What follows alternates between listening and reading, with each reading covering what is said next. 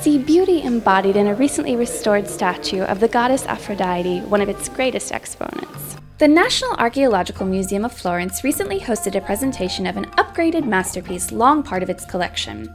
It was only during the course of the restoration, funded by the charity organization Friends of Florence, that the sculpture was definitively confirmed to be Aphrodite, the ancient Greek goddess of love, pleasure, and beauty, three central elements of Florence itself, we'd say.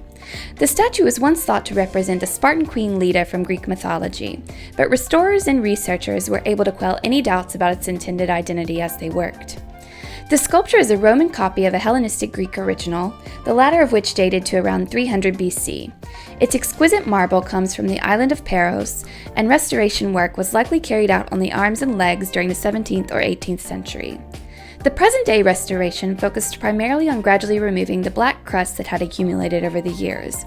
See Aphrodite looking sparkly clean and living up to her role as the goddess of beauty at the underrated Archaeological Museum, a local gem on the edge of Piazza Santissima Nunziata.